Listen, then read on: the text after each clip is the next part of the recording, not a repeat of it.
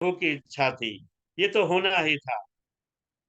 भगवान शिव के मना करने के बाद भी नारद जी पहले सत्यलोक गए। ब्रह्मा जी को ब्रह्मा जी को नमस्कार करके अपने तपोबल से कामदेव पर विजय प्राप्ति का समाचार सुनाया। ब्रह्मा जी ने भी शिव का स्मरण किया और सब कुछ जान लिया और कहा कि हे पुत्र, इस बात को किसी से मत कहना। लेकिन नारद जी ने ब्रह्मा जी के वचनों पर कोई ध्यान नहीं दिया। यह तो सब सदा शिव की माया थी। नारदोथ यवौ शीघ्रम विष्णु लोकम विनष्टधि मदांग कुर्मनावृत्तम गदितुम स्वम तदग्रतः। अभिमान से बुद्धि विपरीत होने के कारण नारद जी अपना सारा वृतांत गर्व पूर्वक बड़े घमंड से भगवान विष्णु के सामने कहने के लिए वहां से विष्णु लोक को चले। नारद मुनि को आता हुआ देखकर श्री हरि विष्णु भगवान बड़े आदर से उठकर आगे बढ़े स्वागत करने के लिए, और उन्होंने देवर्षि नारद को अपने हृदय से लगा लिया। क्षीर सिंधु गव ने मुनि नाथा जहाँ बस सिरि निवास श्रुति माथा। हरसि मिले उठी रमानिकेता बैठे आसन ऋषि समेता। बोले बिहसी चराचर राया बहुत दिनन कीन्ह मुनि दाया। काम चरित नारद सब भाखे यद्यपि प्रथम बर जी राखे। अति प्रचंड रघुपति के माया जेहि न मोह अस को जग जाया। भगवान अपने आसन से उठ करके नारद जी का स्वागत करते हैं, फिर उन्हें अपने आसन पर बिठाते हैं, उनके साथ बैठते हैं और कहते हैं, हे तात, आप कहाँ से आ रहे हैं? इतने दिनों तक कहाँ थे? आपका आगमन बड़े दिनों बाद हुआ है। हे मुनि श्रेष्ठ, हे देवर्षि, आप धन्य हैं। आपके शुभ आगमन से मेरा ये लोक पवित्र हो गया।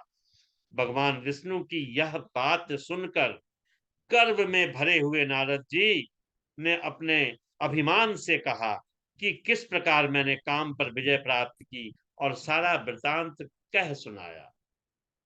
विश्वपालक श्री हरि शिव जी द्वारा जो होना था उसे अपने हृदय से जान लिए, और शिव की आज्ञा अनुसार ही देवर्षि नारद से कहने लगे, धनस्त्वं मुनि शार्दुला तपोनिधिरुदारिधि भक्ति त्रिकम न यस्यास्ति काम मोहादयो मुने। हे देवर्षि, हे श्रेष्ठ मुनि, आप धन्य हैं। आप तो तपस्या के भंडार हैं और आपका हृदय भी बड़ा उदार है।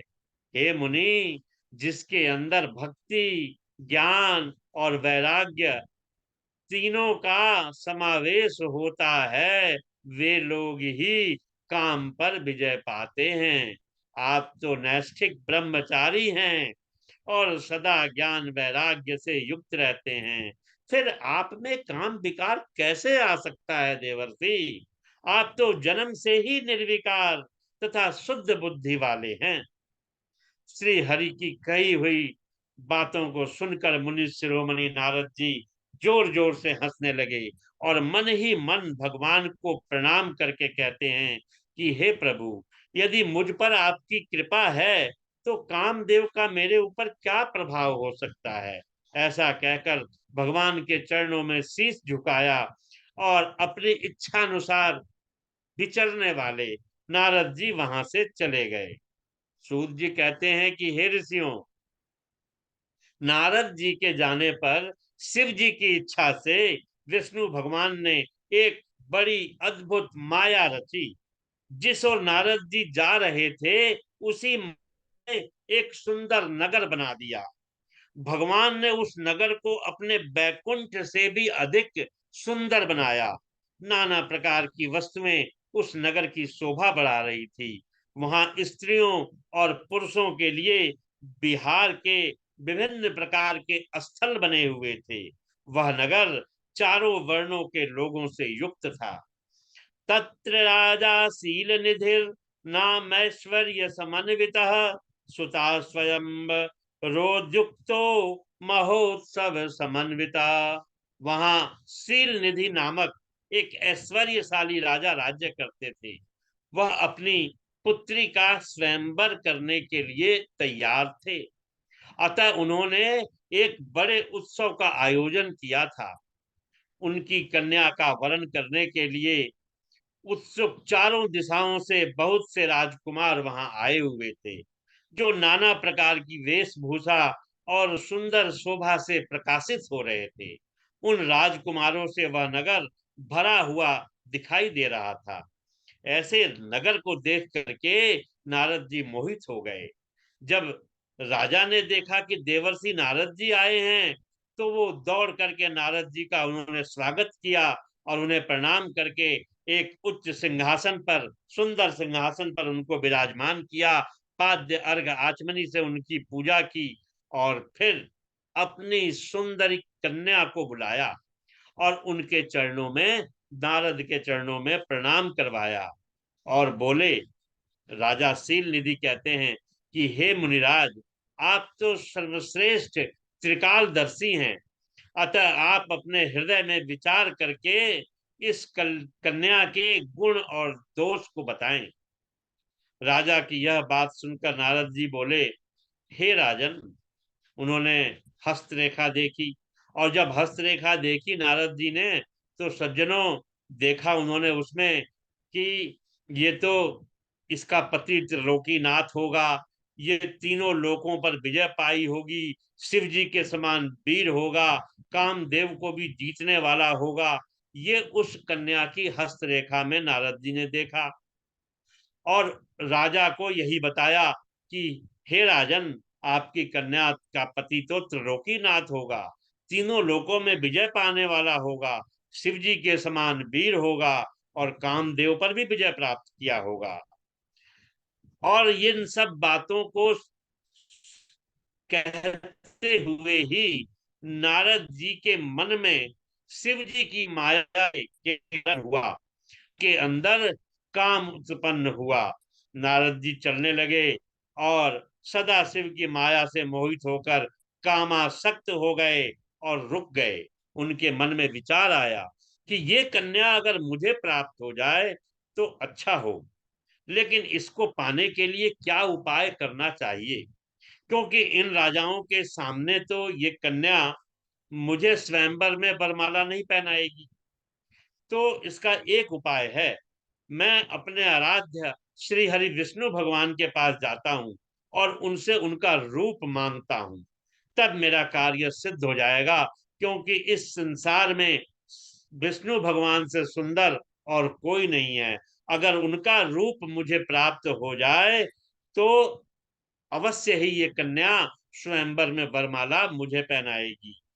यह विचार कर नारद जी विष्णु लोकम जगामासु नारद स्मर बिहवला, विष्णु लोक में जा पहुंचे नारद जी और विष्णु भगवान को प्रणाम करके बोले कि हे भगवान, राजा शील निधि की कन्या अत्यंत सुंदरी है, बहुत ही सुंदर है प्रभु। उसका स्वयंवर हो रहा है और मेरी इच्छा है कि उसका विवाह मेरे साथ हो जाए।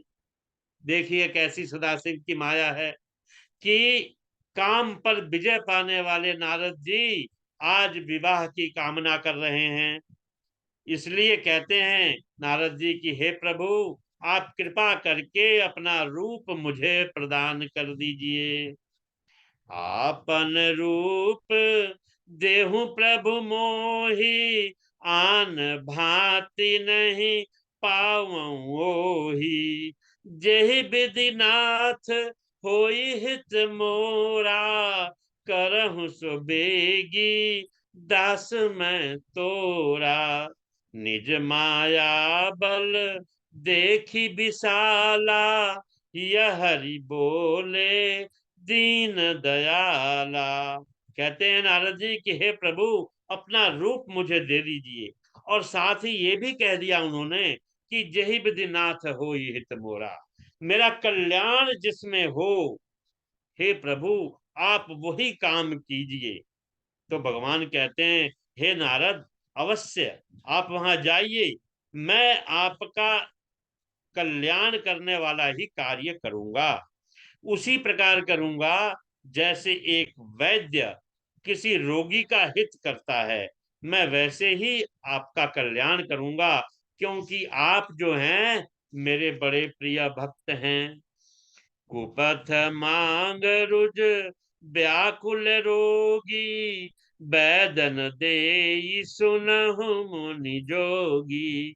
एहि विधि हित तुम्हार मैं ठहऊं, कही अस अंतरहित प्रभु भयऊं। ऐसा कहकर भगवान विष्णु ने नारद जी को मुख दिया बानर का, और शेष अंगों में अपने जैसा स्वरूप दे दिया और अंतर ध्यान हो गए। देखिए, बंदर का एक नाम जो है वो हरि भी है। तब नारद जी बड़े प्रसन्न हुए और अपने को बड़ा सुंदर समझते हुए शीघ्र ही स्वयंवर की तरफ चले और अपने आप को सभा में बैठे हुए इंद्र के समान शोभायमान समझने लगे। उस सभा में रुद्रगण ब्राह्मण के रूप में बैठे हुए थे। वे इस भेद को भली भांति जानते थे। नारद जी का बानर का रूप केवल कन्या को ही दिखाई दे रहा था, बाकी लोगों को तो नारद जी का वास्तविक रूप ही दिखाई दे रहा था। हे सज्जनों, अब आगे की कथा जो है अगले वक्तव्य में। आज यहीं तक विश्राम। गुरु जी प्रणाम। बहुत सुंदर, बहुत बढ़िया शैलेंद्र तिवारी जी। बहुत अच्छा आपने वक्तव्य दिया। सदाशिव भगवान की कृपा बनी रहे। हर बार ही आप जो है तो बहुत अच्छा बोलते हैं। सदाशिव की ऐसी कृपा है कि हमको लगता है आप बहुत ज्यादा मेहनत करते हैं कि यह इतनी कृपा है भोलेनाथ की कि कुछ ही थोड़ी बहुत ही पढ़ने पर अब बहुत अच्छा हो जाता है। बहुत गुरुओं की कृपा है। आप गुरु जी का आपका कृपा है, आपका आशीर्वाद है। और बाबा भोलेनाथ की भी कृपा है, उनकी सेवा करते हैं। लेकिन गुरुओं के आशीर्वाद के बगैर तो बाबा की भी कृपा नहीं होती गुरु जी। आप लोगों का ही आशीर्वाद है। बहुत बढ़िया विशाल जी। ये हमारे शैलेंद्र तिवारी जी बहुत अच्छा, और अभी जो है आपके साथ हैं। भागवत में तो नहीं थे, शिव पुराण पर ही थे, लेकिन बहुत अच्छा मेहनत करके सुनाते हैं। जी गुरुदेव, बहुत ही सुंदर वक्तव्य रहा इनका। बहुत बढ़िया, बहुत अच्छा। विशाल जी, सब गुरु जी की कृपा है। जी, कृपा सीख तो रहे उन्हीं हैं, की रोज है ही। इनको बोलते हुए देखते हैं, उसी जी का जी जी। अनुकरण करते हैं।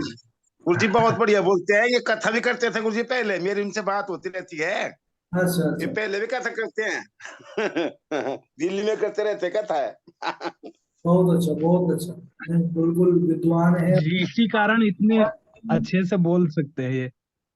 हाँ। जी जी जी गुरु जी जी कथा अध्ययन भी कर। करते रहते हैं, सब देखते हैं। हम आपका ये जो डेली अध्ययन कर रहे हैं, लेकिन गुरु जी अभी एक ना हमारी तरफ से एक त्रुटि हो रही है। मैं आपके सामने उसको कह देना चाहता हूँ। अभी मैं गुरु जी लिख नहीं पा रहा हूँ, समयाभाव के कारण। अच्छा अच्छा अच्छा। चलिए ठीक है, समय निकाल करके लिखिएगा, जरूर लिखना बहुत अनिवार्य है। नहीं आप। लिखना, लिखने से एक बार लिखने से 5 बार पढ़ने का काम होता है गुरु जी। हाँ बिल्कुल बिल्कुल। ठीक है ठीक है। चलिए, समय हो चुका है। आज की कथा के रिगार्डिंग, श्लोकों को रिगार्डिंग थोड़ी देर से आप तक पहुंच जाएगा। ठीक है। सर्वे भवन्तु सुखिनः, सर्वे सन्तु निरामयाः, सर्वे भद्राणि पश्यन्तु मा कश्चित् दुःखभाग्। शांति शांति शांति। ठीक है, सभी को शुभ रात्रि। जय श्री कृष्ण, जय श्री राधे। आनंद से रहिए, अध्ययन करते